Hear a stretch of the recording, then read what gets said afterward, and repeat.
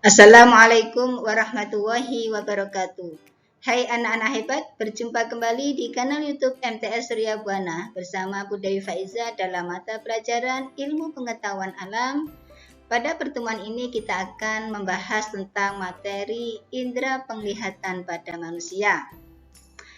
Anak-anakku sekalian, kenapa kita juga perlu mempelajari tentang indera penglihatan kita? Nah, ini tentu sebagai tambah rasa syukur kita terhadap Allah Subhanahu wa taala yang telah menganugerahkan penglihatan pada kita.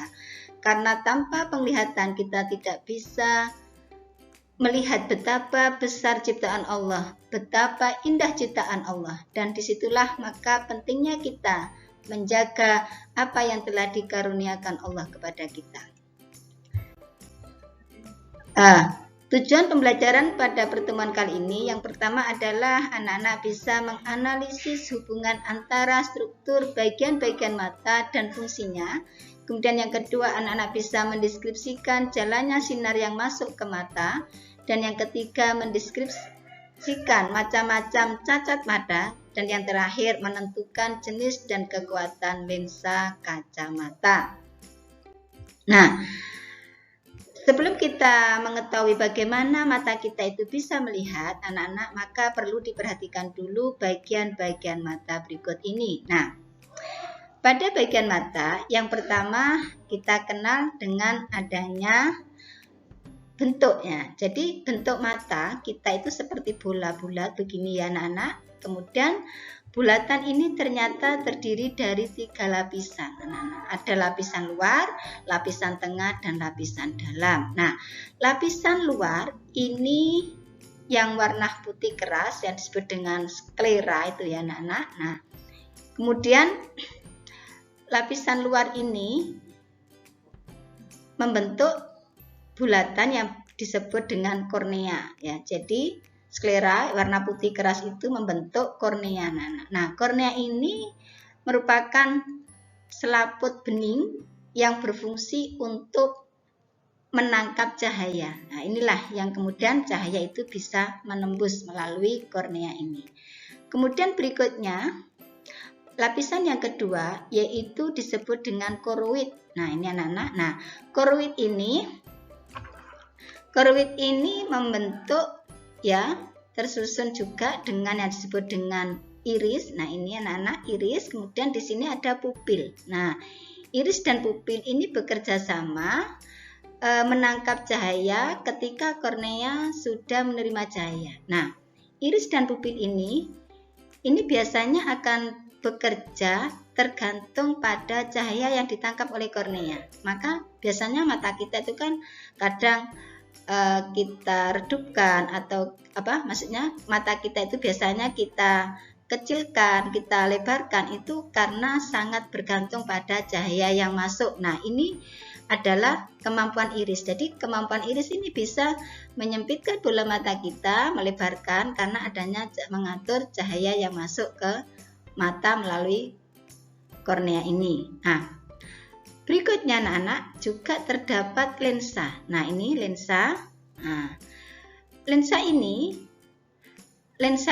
fungsinya adalah nanti melanjutkan cahaya yang sudah diterima oleh kornea melalui pupil, kemudian nanti akan difokuskan sampai bisa membentuk bayangan yang itu ujungnya ditangkap oleh retina. Nah, sebelum ke retina, lensa ini nanti bisa memipih, bisa mengembang anak-anak ya. Ini sangat bergantung kepada benda yang akan kita lihat. Nah, kemudian siapa yang bisa menyebabkan kecembungan lensa ini bisa berubah? Ya, ini adanya otot ini anak-anak. Jadi otot ini nanti yang bisa mengatur ya, kapan lensa itu cembung dan kapan lensa itu memipih. Nah, ini ya. Kemudian di sini ada namanya cairan. Cairan ini fungsinya adalah untuk menghantarkan nutrisi pada mata. Berikutnya, tadi ini lapisan kedua ya, koroid. Kemudian berikutnya lapisan ketiga ini ada yang namanya retina. Nah, retina ini merupakan tempat terbentuknya bayangan oleh mata kita. Nah, retina ini tersusun atas sel kerucut dan sel batang. Nah, ini anak-anak ya. Jadi ini adalah bagian-bagian mata. Kalau mulai dari luar ada yang disebut dengan sklera yang kemudian membentuk kornea, kemudian dilanjutkan lapisan koroid nanti membentuk iris, pupil, kemudian ada lensa di sini, ada otot, kemudian lapisan terakhir adalah retina. Nah, ini tadi 3 lapisan yang menyusun bola mata kita. Kemudian ada saraf ya. Nah, ini nanti fungsinya yang bisa menghantarkan bayangan yang diterima oleh mata itu sampai ke otak kita, sehingga kita bisa menyimpulkan benda itu bulat, benda itu kotak, benda itu indah dan sebagainya. Berikut. Nah, anak-anak kita bahas rinci tentang lensa ya. Nah, untuk lensa ya. Nah, lensa pada bola mata kita, perhatikan ini bisa mengalami bentuk yang pipih, bisa mengalami cembung yang agak tebal. Nah, kenapa hal ini bisa terjadi? Kecembungan dan kepipihan pada lensa ini sangat tergantung kepada jarak benda yang kita lihat dari bola mata kita. Nah, ketika benda itu posisinya agak jauh dari bola mata kita, maka otot yang ada di sekitar lensa itu relaksasi, sehingga lensa ini bentuknya agak pipih. Nah, kenapa hal ini bisa terjadi? Supaya bayangan yang ditangkap pada mata itu bisa tepat dan jatuh pada retina. Nah, inilah anak-anak ya, kenapa mata kita juga bisa melihat pada benda yang jaraknya jauh. Begitu pula pada benda yang jaraknya dekat. Nah, pada benda yang dekat dengan bola mata kita, maka otot yang ada di sekitar lensa ini akan berkontraksi sehingga lensa kita memiliki kecembungan yang maksimum. Nah, inilah anak-anak yang disebut dengan akomodasi maksimum. Nah, hal ini kenapa bisa terjadi? Supaya seperti yang saya katakan tadi, mata kita bisa menangkap bayangan pada jarak benda yang dekat. Nah, yang selanjutnya akan dibentuk pada retina. Nah, inilah pentingnya kita bersyukur pada Allah kenapa kita bisa melihat benda yang jaraknya jauh maupun benda yang jaraknya dekat. Kemudian berikutnya tentang retina. Nah, tadi ada bagian mata yang disebut dengan retina. Nah, retina mata kita itu tersusun atas jutaan sel. Ya, sel apa? Yaitu sel batang dan sel kerucut. Nah, sel batang anak-anak ini akan menunjukkan sifat reseptornya itu pada keadaan yang redup, ya. Jadi pada keadaan redup dia bisa berperan. Nah, sel batang ini itu terdiri dari senyawa yang disebut dengan vitamin A dan senyawa vitamin A dan protein. Jadi sel batang ini mengandung pigmen yang disebut dengan rhodopsin anak-anak ya. Jadi mengandung pigmen rhodopsin yang terdiri dari senyawa yaitu protein dan vitamin A. Kemudian sel kerucut. Nah, sel kerucut ini bisa melihat warna ketika dalam keadaan yang lebih terang. Nah, kemudian sel kerucut ini itu merupakan pigmen yang disebut dengan iodopsin ini ya. Nah, ini yang juga terdiri dari senyawa retinin dan opsin. Nah, ini anak-anak, jadi itulah kenapa sih vitamin A itu penting sekali bagi mata kita. Nah, ternyata itu perannya ada pada sel batang tadi ya. Jadi ini mengandung pigmen yang disebut dengan rhodopsin tadi, yang itu tersusun dari senyawa yang merupakan vitamin A dan protein. Nah, inilah pentingnya kita makan protein, kemudian makan yang mengandung vitamin A. Berikutnya.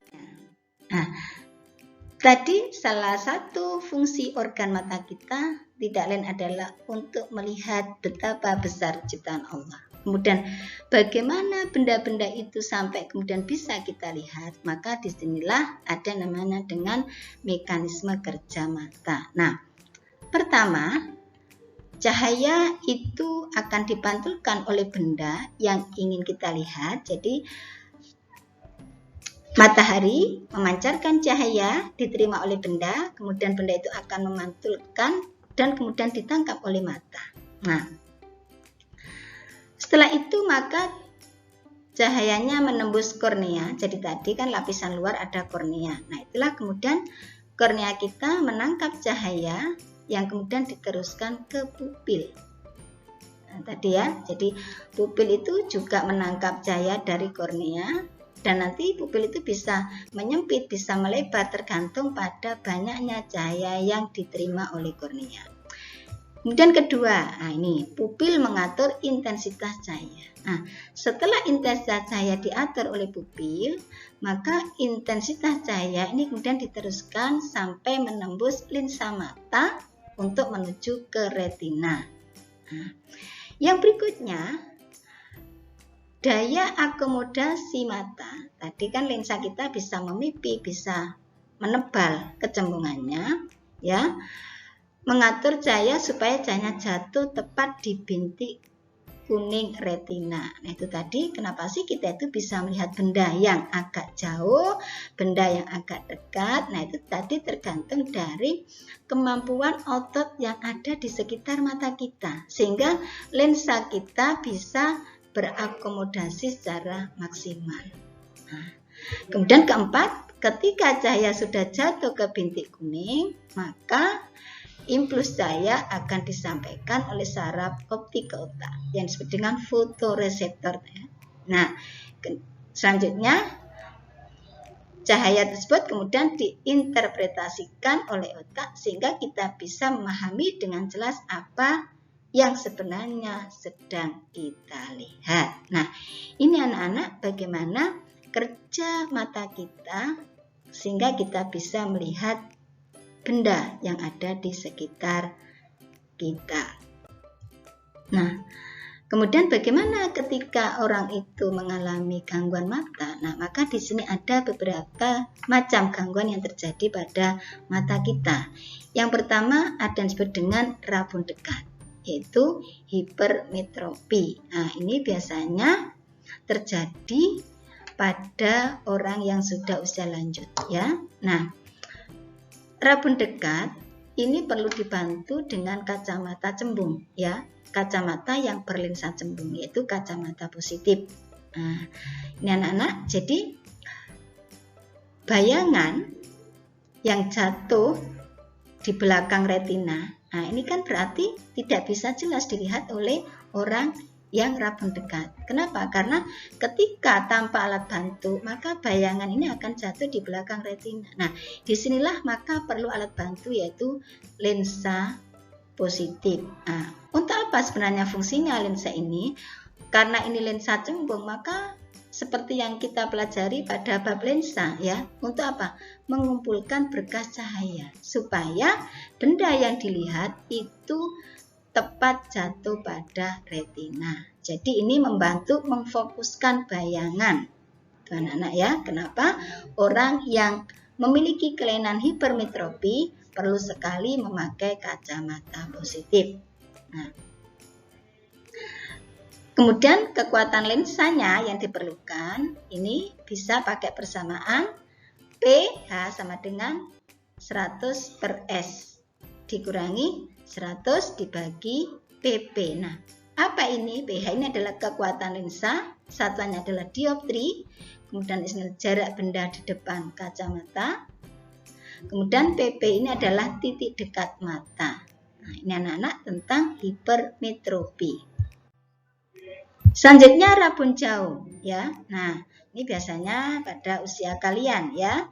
Rabun jauh ini berarti tidak bisa melihat benda berjarak jauh, ya. Nah, karena ketika melihat benda jarak jauh, ini bayangannya ada di depan retina, tidak tepat pada retina. Nah, supaya benda ini tepat pada retina, maka perlu alat bantu, yaitu kacamata berlensa cekung atau kacamata negatif. Nah, kenapa perlu kacamata berlensa cekung? Nah, seperti yang sudah kita pelajari, lensa cekung adalah menyebarkan berkas cahaya ya. Nah, ini fungsinya supaya membantu untuk memfokuskan bayangan agar tepat jatuh pada retina. Nah, bagaimana kekuatan lensa kacamata yang negatif atau kelainan miopi? Nah, ini pakai rumus PM sama dengan negatif 100 dibagi PR. Nah, PM itu apa?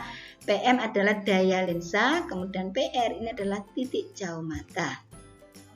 Berikutnya anak-anak, nah, buta warna ya, pernah lihat kelainan buta warna yaitu tidak bisa melihat warna tertentu. Nah, buta warna ini merupakan kelainan pada mata yang disebabkan karena ketidakmampuan sel-sel kerucut mata untuk menangkap suatu warna tertentu. Nah, penyakit buta warna ini salah satu penyakit menurun anak-anak ya.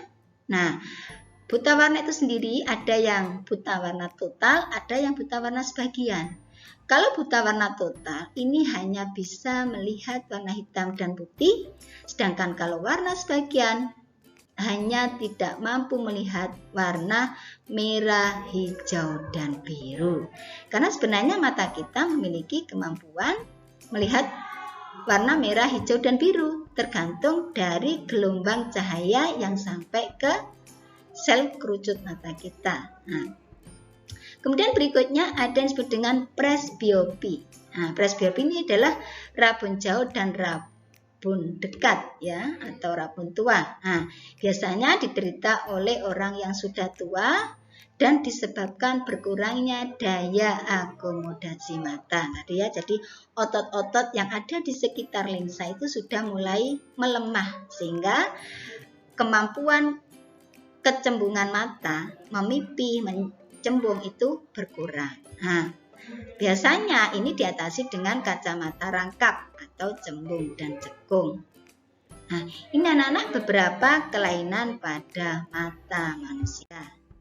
Kemudian berikutnya kurang satu ya, tentang astigmatisme, yaitu gangguan pada mata karena penyimpangan dalam pembentukan bayangan pada lensa. Nah, biasanya hal ini disebabkan oleh cacat lensa yang tidak dapat memberikan bayangan garis vertikal dengan horizontal secara bersamaan. Nah, ini anak-anak ya, sehingga perlu kaca silinder.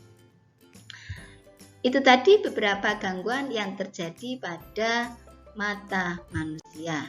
Nah, demikian anak-anak yang dapat Bu Dewi sampaikan terkait dengan indera penglihatan kita. Semoga dengan ilmu yang sudah kita pelajari pada pertemuan ini kita bisa menjaga apa yang dianugerahkan Allah pada kita dan semakin meningkatkan rasa syukur kita. Wabillahi taufiq wal hidayah. Wassalamualaikum warahmatullahi wabarakatuh.